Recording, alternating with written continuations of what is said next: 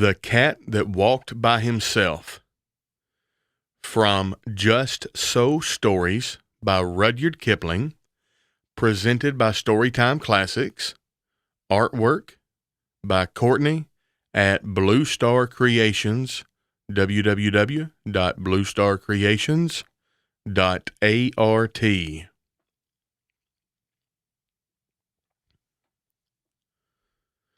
Hear and attend and listen, for this befell and behappened, and became and was, O my best beloved, when the tame animals were wild. The dog was wild, and the horse was wild, and the cow was wild, and the sheep was wild, and the pig was wild as wild could be. And they walked in the wet, wild woods by their wild lones. But the wildest of all the wild animals was the cat. He walked by himself, and all places were alike to him. Of course, the man was wild too. He was dreadfully wild. He didn't even begin to be tame till he met the woman. And she told him that she did not like living in his wild ways. She picked out a nice dry cave instead of a heap of wet leaves to lie down in, and she strewed clean sand on the floor, and she lit a nice fire of wood at the back of the cave, and she hung a dried wild horse skin, tail down, across the opening of the cave, and she said, "Wipe your feet, dear, when you come in, and now we'll keep house."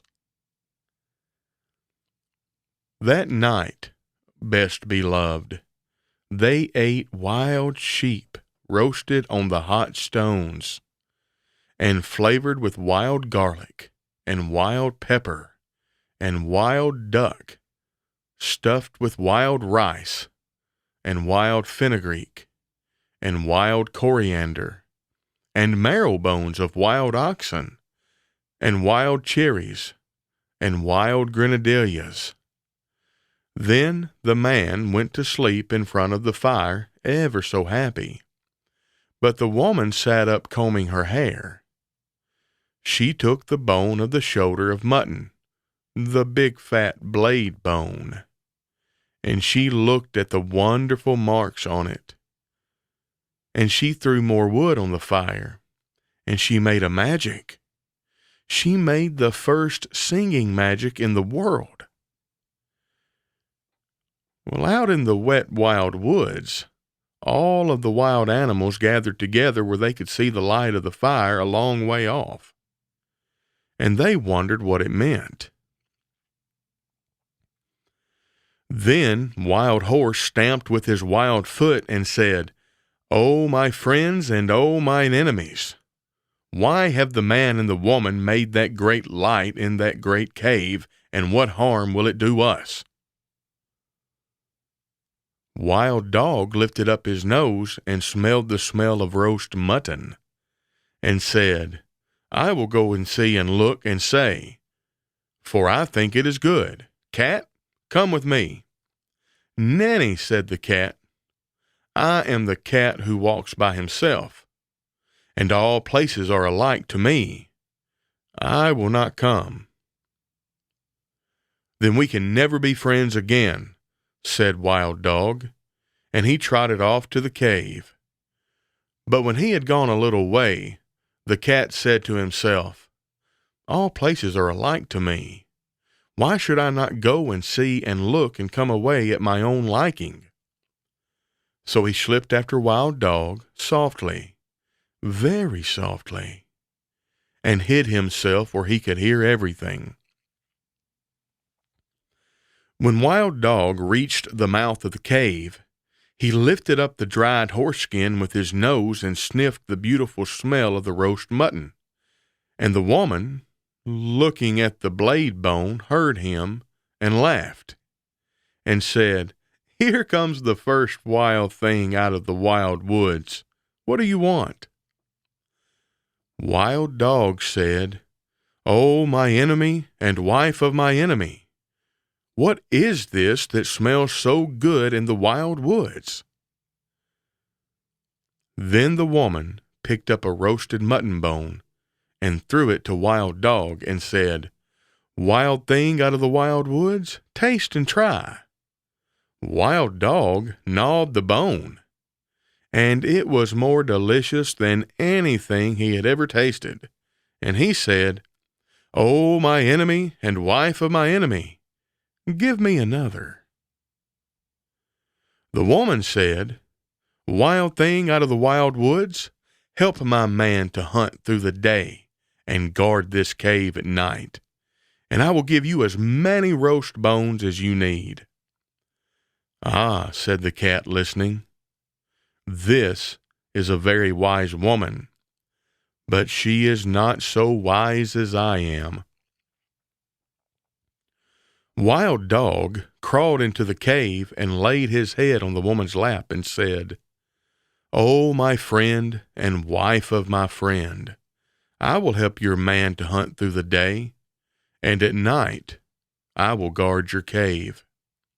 "Ah," said the cat, listening, "that is a very foolish dog." And he went back through the wet wild woods, waving his wild tail and walking by his wild lone. But he never told anybody. When the man waked up, he said, "What is Wild Dog doing here?" And the woman said, "His name is not Wild Dog anymore, but the first friend, because he will be our friend for always and always and always. Take him with you when you go hunting." Next night, the woman cut green armfuls of fresh grass from the water meadows and dried it before the fire so that it smelt like new-mown hay. And she sat at the mouth of the cave and plaited a halter out of horsehide. And she looked at the shoulder of mutton bone, at the big broad blade bone, and she made a magic. She made the second singing magic in the world. Out in the wild woods, all the wild animals wondered what had happened to Wild Dog, and at last Wild Horse stamped with his foot and said, "I will go and see and say why Wild Dog has not returned. Cat, come with me." "Nanny," said the cat, "I am the cat who walks by himself. All places are alike to me. I will not come." But all the same, he followed Wild Horse softly, very softly, and hid himself where he could hear everything. When the woman heard Wild Horse tripping and stumbling on his long mane, she laughed and said, "Here comes the second wild thing out of the wild woods. What do you want?" Wild Horse said, "Oh, my enemy and wife of my enemy, where is Wild Dog?" The woman laughed and picked up the blade bone and looked at it and said, "Wild thing out of the wild woods, you did not come here for Wild Dog, but for the sake of this good grass." And Wild Horse, tripping and stumbling on his long mane, said, "That is true. Give it me to eat." The woman said, "Wild thing out of the wild woods, bend your wild head and wear what I give you, and you shall eat the wonderful grass 3 times a day." "Ah," said the cat, listening, "this is a clever woman, but she is not so clever as I am."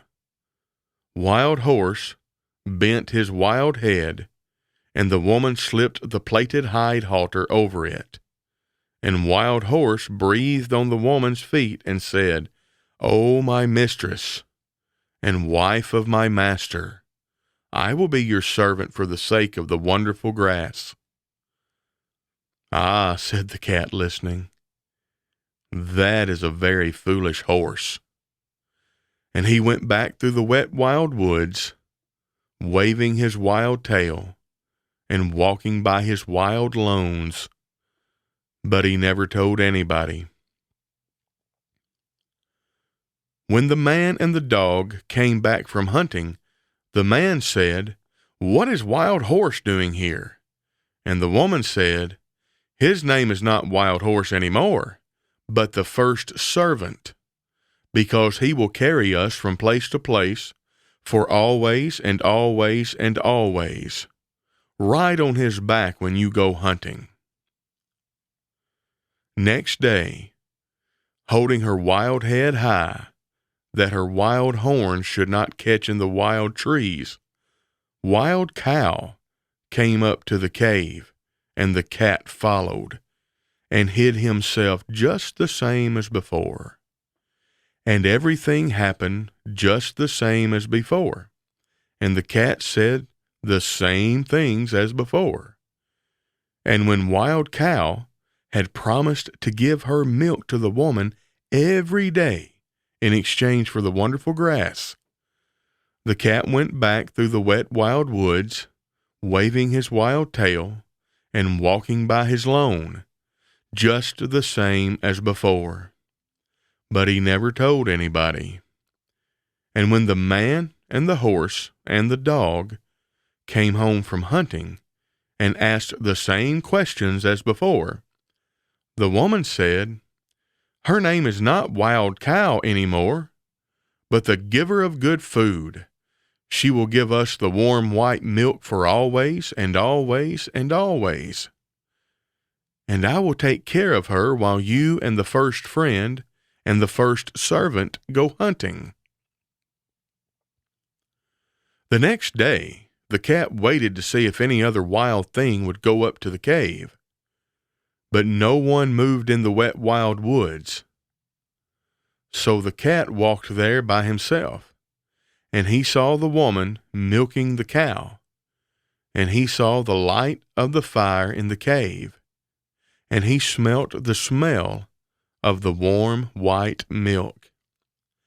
Cat said, "O my enemy and wife of my enemy, where did Wild Cow go?" The woman laughed and said, "Wild thing out of the wild woods, go back to the woods again, for I have braided up my hair, and I have put away the magic blade bone, and we have no more need of either friends or servants in our cave." Cat said, "I am not a friend, and I am not a servant. I am the cat, who walks by himself, and I wish to come into your cave." Woman said, "Then why did you not come with first friend on the first night?" Cat grew very, very angry. "Has a wild dog told tales of me?" Then the woman laughed and said, "You are the cat who walks by himself, and all places are alike to you. You are neither a friend nor a servant. You have said it yourself. Go and walk by yourself in all the places alike." Then the cat pretended to be sorry and said, "Must I never come into the cave?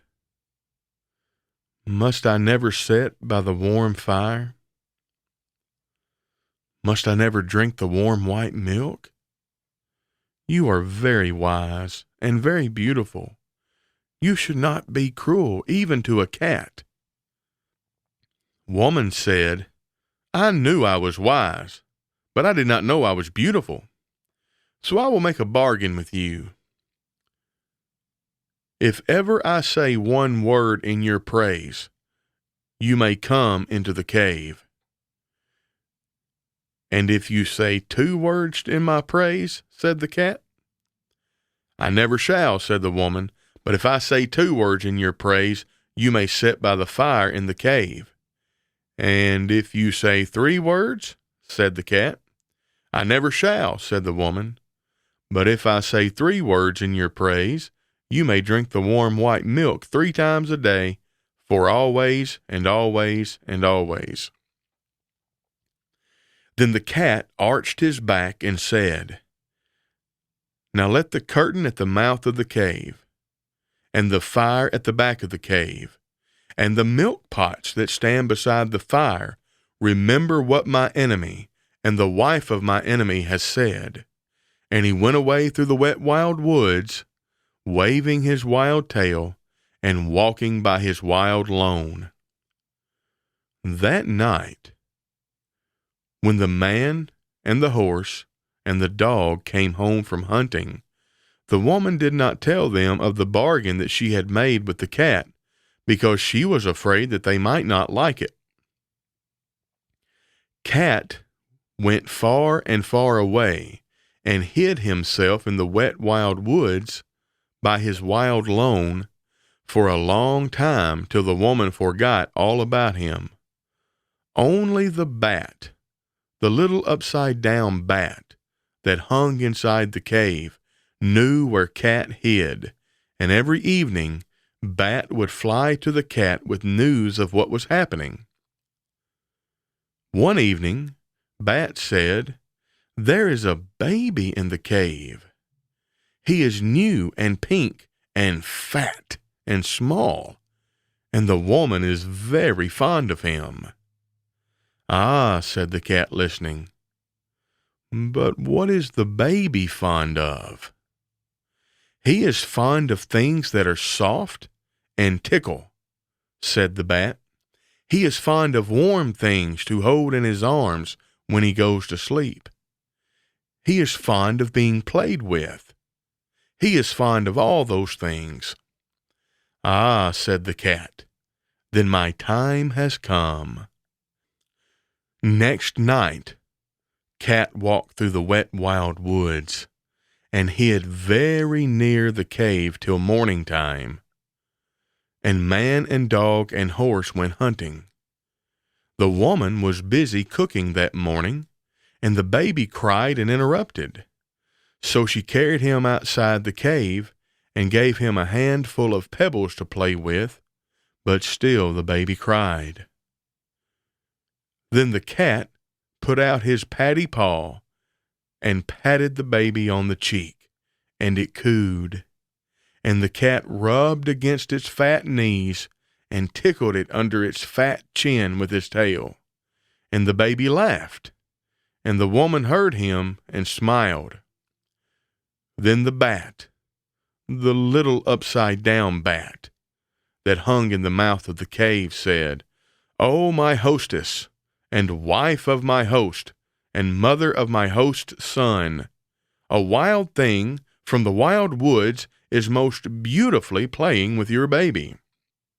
"A blessing on that wild thing, whoever he may be," said the woman, straightening her back, "for I was a busy woman this morning, and he has done me a service." That very minute and second, best beloved, the dried horse-skin curtain that was stretched tail down at the mouth of the cave fell down, whoosh, because it remembered the bargain she had made with the cat. And when the woman went to pick it up, lo and behold, the cat was sitting quite comfy inside the cave. "Oh, my enemy, and wife of my enemy, and mother of my enemy," said the cat, "it is I, for you have spoken a word in my praise, and now I can sit within the cave for always and always and always. But still I am the cat who walks by himself, and all places are alike to me." Well, the woman was very angry, and shut her lips tight, and took up her spinning wheel and began to spin. And the baby cried because the cat had gone away, and the woman could not hush it, for it struggled and kicked and grew black in the face. "Oh, my enemy, and wife of my enemy, and mother of my enemy," said the cat, "take a strand of the wire that you are spinning and tie it to your spinning whirl and drag it along the floor, and I will show you a magic trick that shall make your baby laugh as loudly as he is now crying." "I will do so," said the woman, "because I am at my wit's end, but I will not thank you for it."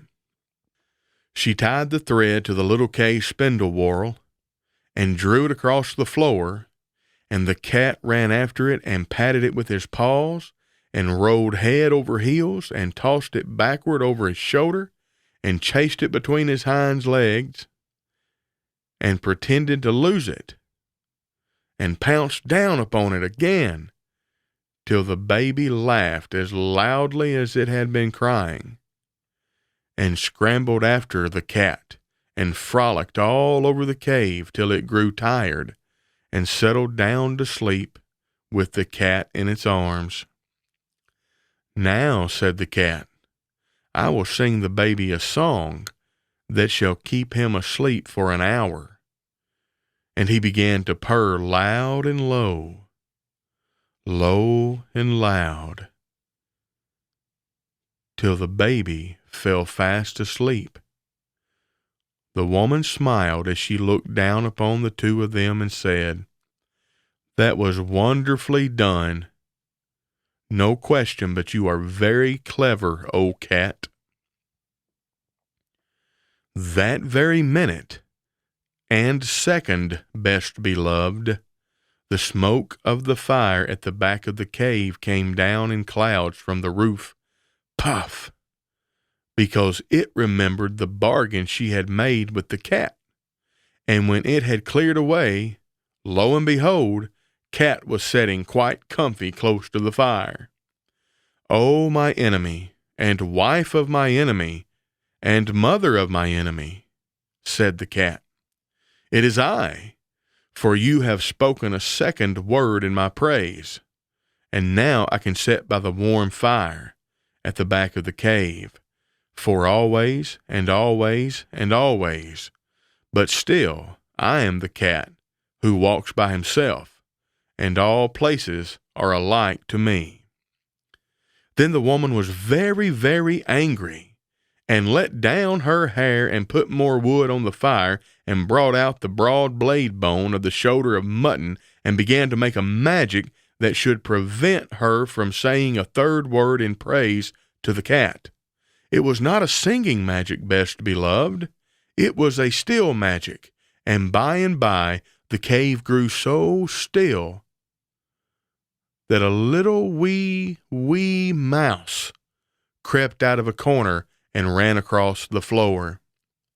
"Oh, my enemy, and wife of my enemy, and mother of my enemy," said the cat, "is that little mouse part of your magic?"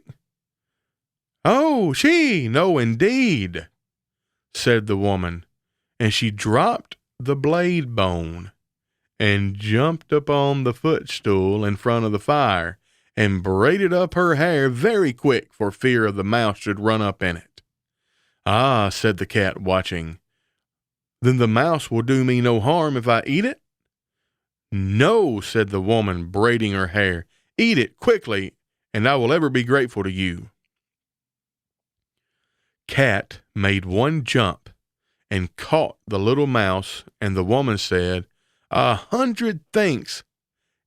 Even the first friend is not quick enough to catch little mice as you have done. You must be very wise." That very moment, and second, O best beloved, the milk pot that stood by the fire cracked in 2 pieces, because it remembered the bargain she had made with the cat.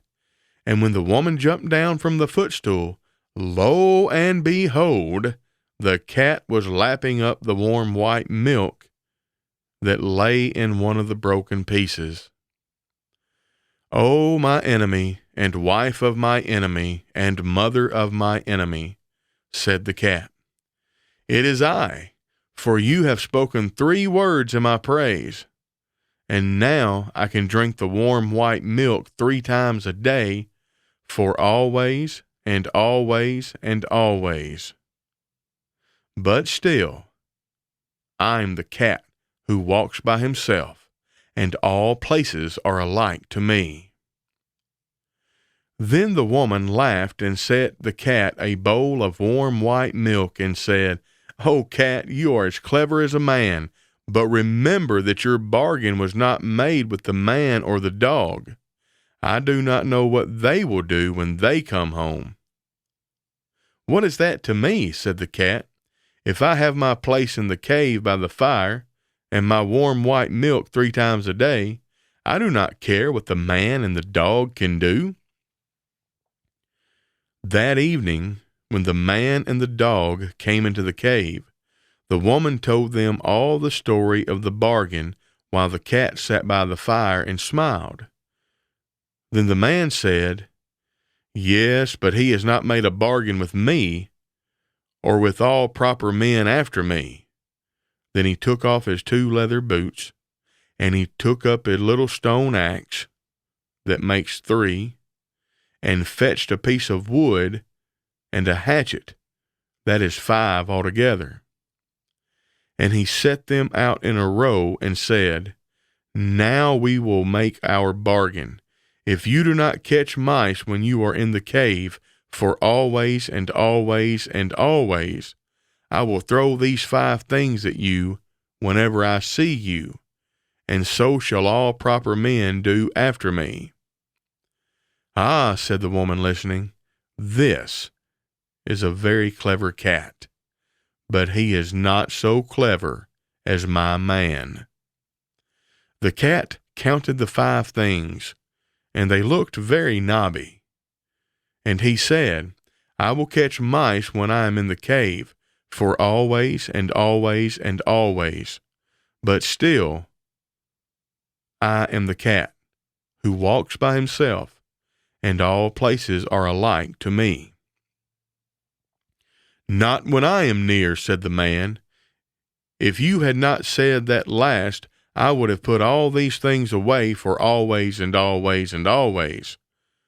But I am now going to throw my 2 boots and my little stone axe, that makes 3, at you whenever I meet you, and so shall all proper men do after me." Then the dog said, "Wait a minute. He has not made a bargain with me, or with all proper dogs after me." And he showed his teeth and said, "If you are not kind to the baby while I am in the cave, for always and always and always, I will hunt you till I catch you, and when I catch you, I will bite you, and so shall all proper dogs do after me." "Ah," said the woman, listening, "this is a very clever cat, but he is not so clever as the dog." Cat counted the dog's teeth, and they looked very pointed, and he said, "I will be kind to the baby while I am in the cave, as long as he does not pull my tail too hard, for always and always and always. But still, I am the cat that walks by himself, and all places are alike to me." "Not when I am near," said the dog. "If you had not said that last, I would have shut my mouth for always and always and always. But now I am going to hunt you up a tree whenever I meet you, and so shall all proper dogs do after me." Then the man threw his 2 boots and his little stone axe, that makes 3, at the cat, and the cat ran out of the cave, and the dog chased him up a tree. And from that day to this, best beloved, 3 proper men out of 5 will always throw things at a cat whenever they meet him, and all proper dogs will chase him up a tree. But the cat keeps his side of the bargain too. He will kill mice, and he will be kind to babies when he is in the house, just as long as they do not pull his tail too hard. But when he has done that, and between times, and when the moon gets up and night comes, he is the cat that walks by himself, and all places are alike to him.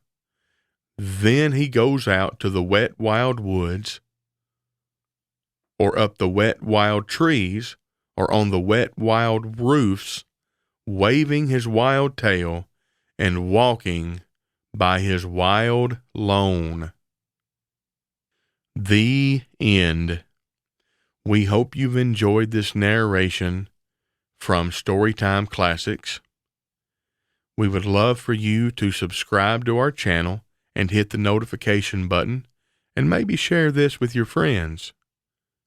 Also, if you like the artwork, be sure to contact www.bluestarcreations.art and you can talk to Courtney about commissioning a piece of artwork for yourself.